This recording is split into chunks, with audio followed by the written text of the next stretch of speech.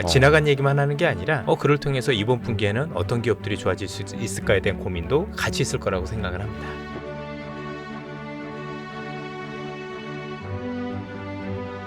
선생님 질문이 있습니다. 네. 그 마이크론 잠깐 말씀을 네. 해주셨는데 저 개인적으로도 이렇게 막 이렇게 취재를 해보면 상당히 좀 마이크론이 신경이 쓰이더라고요. 네. 왜냐하면 최근에 그 원C 네. 나노 그 D램 뭐 시제품 샘플이라고는 네. 합니다만 마이크론이 제일 먼저 뭐 AMD나 인텔에 공급을 했다라고 네. 하고 거기도 HBM이 사실상 삼성보다 먼저 더 잘 올라오고 있고 네. 하이닉스를 따라오고 있고 미국 정부 입장에서도 인텔의 파운드리를 지원하듯이 메모리 반도체는 계속해서 마이크론을 막 밀어주려는 게 보이잖아요. 그래서 똑같습니다. 아까 엔비디아 경쟁자로 인텔을 키워주는 거고 예.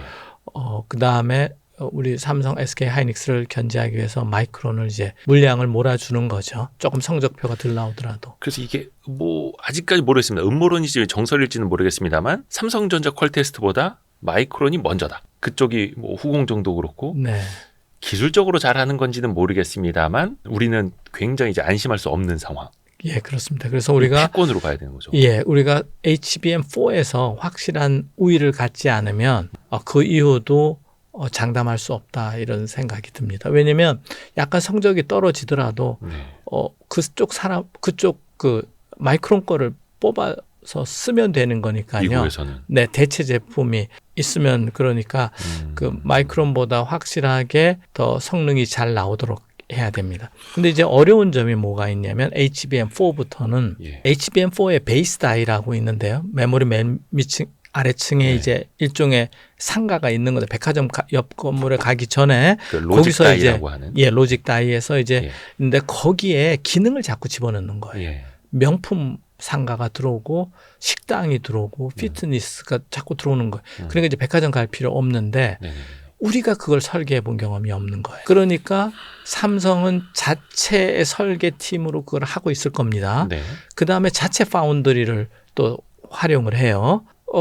그런데 이제 SK 하이닉스는 TSMC 공정을 사용하고 또 설계는 아마 제 생각에 엔비디아하고 같이 할 것 같아요. 네. 그러니까 한편으로 우리한테 기회죠. 시스템 반도체로 진입하고 네. HBM의 다음 세대 우리가 주도력을 가질 수 있는데 예. 여기서 우리 실력이 딸려버리면 주도권이 그 베이스 다이, 로직 다이에서 TSMC와 엔비디아에 넘어갈 수도 있다. 그럴 때 마이크론이 엔비디아하고 아주 친해서 아니면 협력을 잘해서 또 TSMC하고 삼각동맹을 맺어서 또 치고 들어올 수도 있는 그런 틈의 여지가 HBM 제 아랫단에 있습니다. 그러니까 우리가 HBM을 비롯해서 AI 반도체의 중심이어야 하는데 네. 그 삼각 동맹의 그냥 한 축에 불과하다면 네. 야, 하이닉스 잠깐 좀 나가 있어봐. 마이크론 들어오고 요렇게 되면 안 된다라는 거죠. 예. 그래서 제가 이제 그 SK 하이닉스 삼성전자하고도 미팅을 HBM 팀하고 미팅 많이 하는데 제가 주장하는 게 예. HBM 5, 6, 7 가면서부터는 HBM 뒤에 메모리 네트워크를 붙이자는 거예요. 메모리 네트워크. 지금 우리가 HBM에서 데이터를 갖고 와서 GPU에서 계산하고 다시 쓰고 하지 않습니까? 네.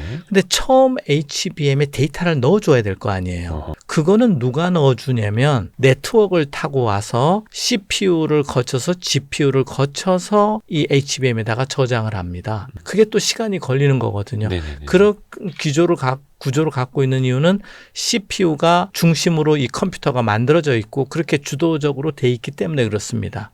그리고 프로그램상 지금 CPU가 GPU 보고 뭐 계산해와 하면은 GPU가 계산하는 거고 이제 주객이 전도돼서 GPU가 더 중요해졌지만 네. 그럼 데이터는 HBM에서 끌어오는데 처음 데이터 채우는 거는 CPU, GPU를 거쳐와서 CPU가 거기다 이 데이터 채워하면 채워 넣는 거예요. 그런데 그게 시간이 걸리니까 HBM 뒷단에다가 메모리 네트워크를 만들어 집어넣자. 그러니까 우리가 알아서 채우는 거죠. 훨씬 더 빨리 우리가 그냥 조수 역할만 하는 게 아니라 그리고 이제 HBM만 갖고 용량이 안 돼요. 뒤에는 DIM이라든가 뭐 SOCAM이라든가 또는 CXL이라고 메모리 네트워크가 있어요. 약간 네, 공유 경제 비슷하게 예. 그런 네트워크를 붙여서 어디든지 재빨리 채워넣자라는 겁니다. 그러면 그거는 마이크론이 하기 좀 어렵거든요. 그건 또 TSMC가 하기 어렵고. 그래서 이제 그래서 메모리 반도체 하는 회사가 더 중심을 잡을 수밖에 없는. 지금까지 이제 그런 메모리 모듈 우리가 DIM이라고 그러는데 네네네. 메모리 모듈 그다음에 그 맨 뒷단에는 또 낸드 플래시가 붙거든요. 있거든요. 네. USB라고 그러나요? 이런 장치들이 쫙 붙어야 되니까 그거는 마이크론보다는 삼성전자와 SK하이닉스가 더 잘할 것이다. 그러니까 이렇게 해서 사수 전략으로 가는 게 아니라 먼 미래를 보고 투자하고 해서 시장을 끌어가서 엔비디아, AMD, 뭐 브로드컴 보고 이렇게 해봐, 저렇게 해봐, 이렇게 해야 되는데 지금 역사적으로는 인텔이 CPU를 만들고 마이크로소프트가 뭐 OS 만들고 우리는 거기 부품 공급 회사로서 거기에 안주해서 있었단 말이에요. 명나라가 세상을 지배하는 시대가 됐는데 청나라가 엔비디아거든요. 네네네. 그러니까 엔비디아가 앞에 가서 아직 삼전도까지 무릎을 안 꿇은 거예요. 우리가 자존심이 있어서. 그런데 그러니까 진짜 청나라가 뺑뺑이 돌리고 있는 거 아니에요. 뭐 왕자를 끌어가고 네네. 뭐 하고 와봐, 이러는 저리 건데 가봐. 예. 우리도 반란을 꿈꿔야 된다. 그러려면 뭐 스페인하고 포르투갈하고 손을 잡던 해양 세력하고 받아서 총을 받아갖고 하든 뭐 반란을 꿈꿔야 되는데 그런 네트워크 옛날 역사적으로 보면 해양 세력과 우리가 도움을 받을 수도 있는 것처럼 그래서 HBM이 HBM으로만 끝나게 보지 말고 컴퓨팅의 중심을 AI 시대 AI 컴퓨팅의 중심을 HBM으로 갖고 가자. 그래서 새로운 규격을 내고 또 새로운 솔루션을 내고 해서 이거 하는 게 더 낫겠는데 이렇게 해서 따라오게 다시 누르하치격인 젠슨 황이 찾아와서 중국과 대만은 가도 우리한테 안 오잖아요. 겸손하게 찾아오게 손정희하고 같이 찾아오게 한번 해야 되지 않느냐. 근데 생각해보니까 그러네요. 그게 이제 10년, 20년, 30년의 플래닝이 필요한 거죠. 그러니까 최태원 회장이나 다들 이제 뭐 젠슨 황 만나러 해외로 여기저기로 이제 찾아다녀도 젠슨 황이 한국은 안 오는. 젠슨 황이 6개월 땡겨달라고 하면 그렇게는 하잖아요. 그것도 크죠. 그 SK 하이닉스가 크게 성장하는데 그래도 우리가 세계를 한번 지배해보는 꿈도 가져야 되지 않을까. 이 AI 시대의 반도체. 그래서 두 가지 바뀐데 하나가 우리 AI 자체 모델이 있어야 된다. 그걸 이제 파운데이션 모델이라고도 하고 베이스 모델이 돼야 되는데 그게 한 축, 네. 또 한 축은 반도체 우리만의 무기를 가져야 된다. 운명적으로 HBM이다. 이렇게 말씀을 드립니다. 그 HBM이라는 거 사실은 이제 DRAM을 적층을 해서 HBM이라는 것까지 잘 왔는데 네. 물론 범용 메모리에서 어떻게 보면 이제 맞추면 고성능으로까지는 왔는데 네. 여기에서 더 세계 시장의 갑이 될 수 있는 위치까지 가야 한다. 성능으로 보면 예. 밴드위스를 높이는 건데 지금 HBM3까지에서는 GPU와 메모리 사이의 차선이 1024인데 네. HBM4는 2048이나 그두 배로. 4096, 4배까지도 얘기하고 있어요. 거기에 10만 배까지 올라갈 것 같아요. 그 구멍을 그러면 이제 1024개에서 그 2배, 4배를 뚫어야 하는 건데 면적은 똑같은 거잖아요. 예. 그러니까 칩 사이즈가 또 커지는 언제 또 패키징 얘기 말씀을 드릴 수가 있는데 그러면 계산량이 많으니까 GPU도 커져야 되잖아요. 예. 그러니까 GPU를 여러 개 붙입니다. 인터포저 네네네, 그렇죠, 하나에. 그렇죠. HBM도 쌓는데 구멍을 많이 뚫어야 되는 거죠. 네네. 예, 그게 하나가 있고 그래서 하이브리드 본딩이 또 필요하고 HBM 하나로도 안 되니까 아파트 타운처럼 또 타운을 짓자라는 게 제 주장입니다. 네. 계속 그 뒤에는 이제 네트워크 교통망이 생기는 거고. 근데 어쨌거나 구멍을 많이 뚫는데 뚫어도 옆으로 GPU로 가려면 요 차선에 또 제한이 있어요. 그래서 차선이 고속도로가 한 층이 아니라 2층, 3층 자꾸 층수가 늘어나는 거예요. 이제 그런 설계 어려운 점이 있고 이거 하다 안 되면 이제 위로 가서 GPU에서 엘리베이터 타고 그냥 바로 HBM으로 올라가게 하는 방법이 있는데 그때는 또 어려운 점이 뭐냐면 너무 열이 많이 나서 그 메모리가 녹아버릴 것 같아요. 그래서 냉각 기술이 이제 훨씬 더 중요해지는 기술이 될 것 같습니다. 이거를 어디서부터 풀어가야 될까? 일단은 그 HBM 자체는 아까 7 시대까지도 준비하고 계시다고 이야기를 했는데 저는 이제 그렇죠? 설계 입장에서 네. 일단은 HBM4까지는 그 TSV 구멍이 2배, 4배 뭐 늘어나는 것까지는 준비. 엘리베이터 개수도 2배, 4배고 네. HBM과 GPU를 가는 그 차선, 고속도로 차선도 2배, 4배. 인터포저 차원에서. 네. 그러면 HBM5, 6도 있을 거고. 네. 그러면은 이게 나중에 HBM의 모양이나 구성 자체가 완전히 달라질 수도 있는 걸까요? 네, 점진적으로. 점진적으로. 그래서 제 법칙이 세대마다 4, 네. 5, 6, 7 가마다 2배씩 늘어난다. 아까 그 차선이나 엘리베이터 숫자, 속도 이런 면에서 그다음에 용량 이런 거 다 무어의 법칙을 대체하는 새로운 법칙으로 제가 이 말씀을 드리는데 그게 스케일링 법칙이라고 이렇게 네네. 얘기합니다. 예. 그래서 어떤 분들은 이게 너무 비용이 들고 기술적으로 어려우니까 스케일링 법칙은 끝나가고 이제 소형화 시대로 갈 수 있지 않느냐 그러는데 저는 일단 AI로 세계를 지배하는 측면에서는 사용자 측면에서는 일부 엣지라고 그래서 단말기나 자동차로 올 수 있는데 대부분은 우리가 클라우드나 인터넷을 접속해서 쓰는 형태로 가도록 발전할 것이다. 그래서 70% 대부분의 시장은 AI와 반도체 시장은 AI 데이터 센터 쪽으로 그쵸. 모일 것이다. 이렇게 봅니다. 근데 그 스케일링 로우라는 게 뭐 예를 들어서 무어의 법칙처럼 네. 뭐 선폭이 계속해서 뭐 절반으로 줄어든다. 네. 이거는 이제 한계가 있을 수밖에 없는 거고. 네. 근데 스케일링 로우는 사실 뭐 데이터 센터에 들어가는 뭐 서버 칩도 크고 네. 보드도 엄청 큰데 네. 거기다가 HBM 좀 더 늘릴 수도 있는 거니까. 그렇습니다. 그래서 지금은 이제 GPU HBM이 뭐 패키징이 인터포저가 하나 뭐 손바닥만 하다면 저게 이제 한 HBM7쯤 되면 1m by 1m 될 것 같아요. 예? 1m by 1m.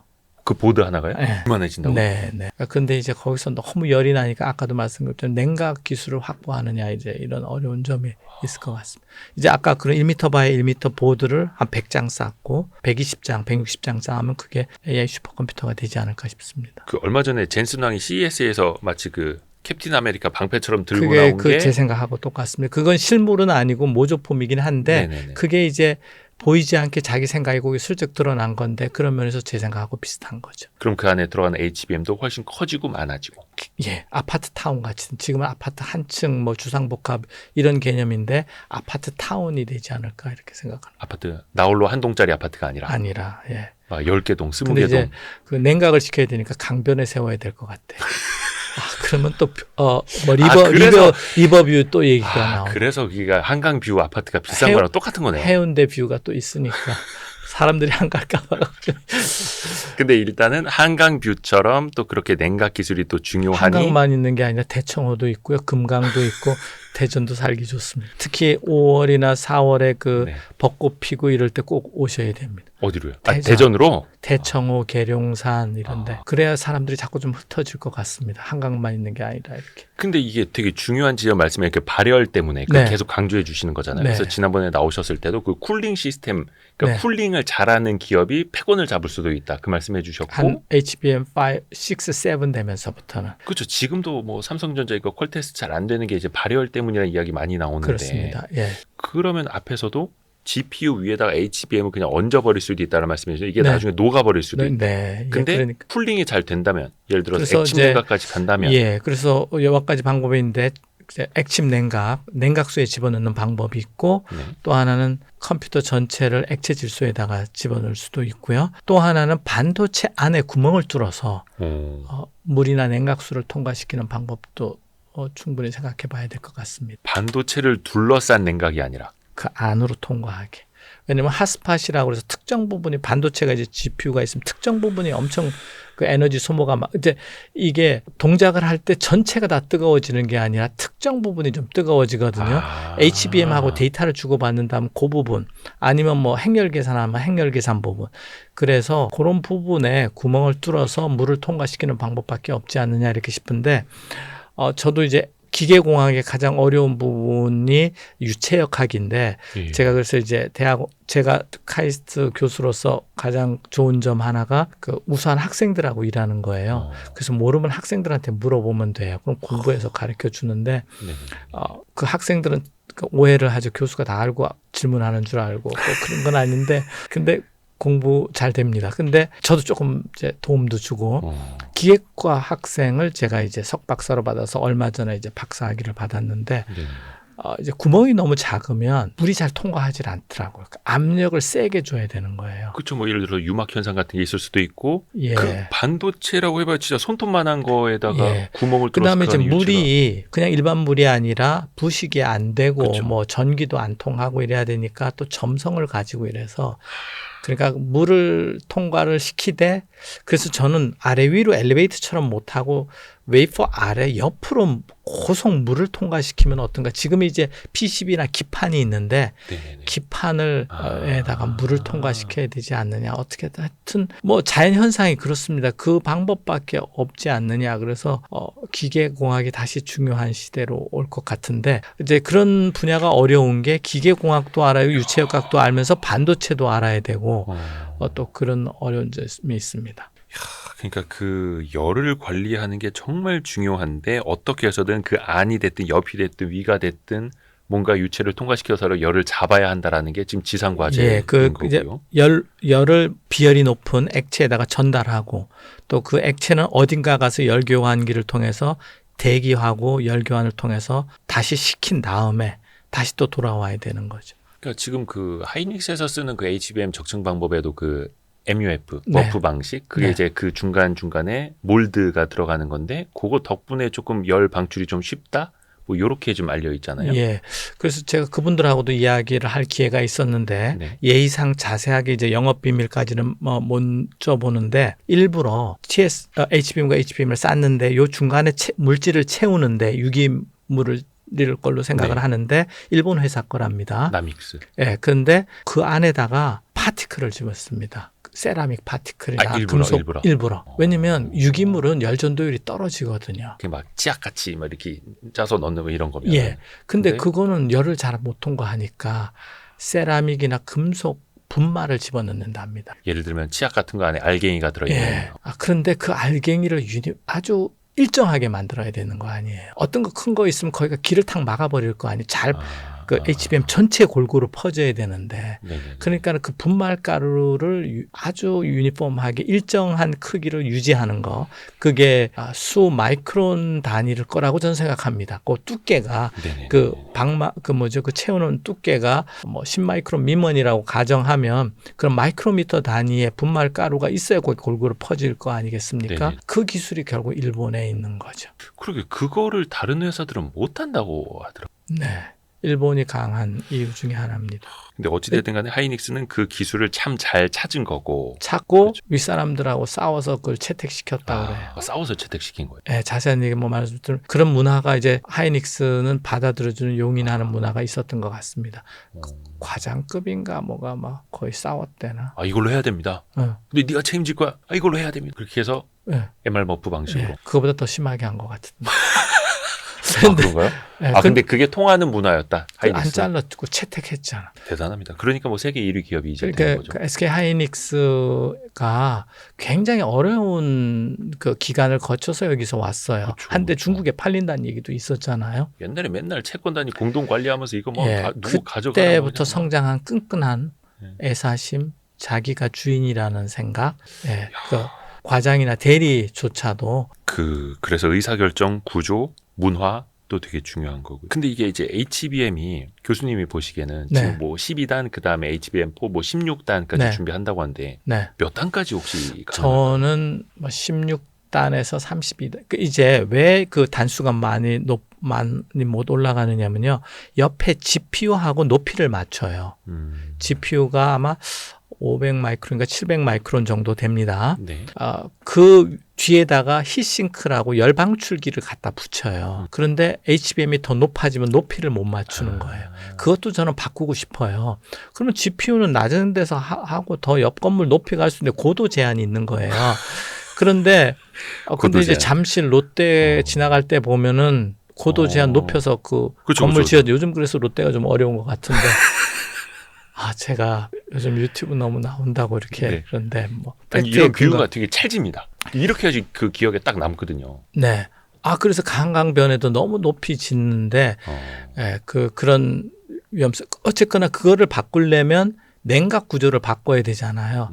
그거를 이제 데이터 센터를 만드는 아마 미국의 슈퍼마이크론 이런 회사들이 네네. 좋아하지 않아요. 자기 나름대로 규격을 딱딱딱 만들고 싶어요.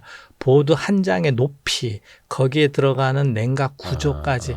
그래서 현재는 아주 표준화가 고도 제한이 있습니다. 그러니까 아파트가 높이가 50m로 정해져 있는데 100층짜리 지으려면 한 층이 1m밖에 안 돼요. 기어서 살아야 되잖아요. 그래서 사람 높이는 돼야 되잖아요. 그죠? 그래서 제가 보기에는 16층에서 32층 그 정도에서 멈추고 그 다음에는 아파트 동수를 많이 하는 거고 물론 어떤 방법상에서 100층짜리도 지으려고 할 수는 있는데 그러면 고속 전용 엘리베이터, 저속 전용 엘리베이터 설계가 훨씬 복잡해지는 것도 있고 지진도 생각해야 되고 바람이 불었을 때 흔들리는 그 정도까지 계산을 해야 되니까 멋있긴 한데 조금 비용 측면에서 비효율적이지 않을까. 그래서 저는 아파트 타운을 넓히자. 그래서 제가 아까 1m 바이 1m 제슨 황이 이따만한 거 들고 그 사진 찍은 것도 있는데 거기도 이제 기술적인 어려운 점이 있습니다. 인터포저가 실리콘인데 1m 바이 1m를 만들 수 있느냐 뭐 그것도 그럼 조각내서 붙여야 되고 뭐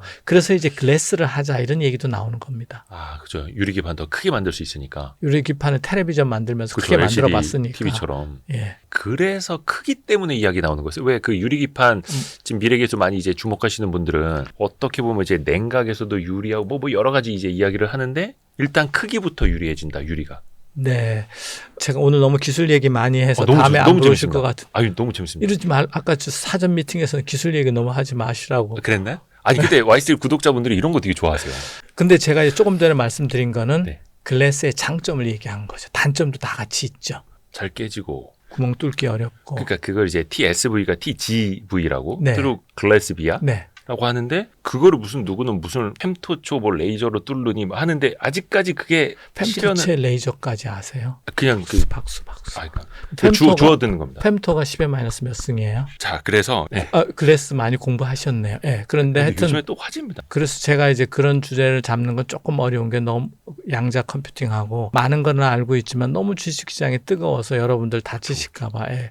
아니 근데 이게 유리기판이 아주 어떻게 될지는 모르겠습니다만 일단 최태원 회장님이 그 CES에서 유리기판 팔고 그러셨잖아요. 왔다. 잘 팔고 왔다고. 예, 그래서 그러셨죠. 그때 특정 종목이 막 쭉 급등하고 막 이런 것도 있었습니다만. 근데 오늘 인터넷 뉴스에도 나왔는데 미국 사람이 분석했는데 우리 분들이 정말 주식 투자분들이 미국에 많이 투자를 하잖아요. 그거를 동학개미라고 그러나 뭐라고 그러죠? 서학개미. 근데 꼭 그런 데는 급락한다고 이렇게.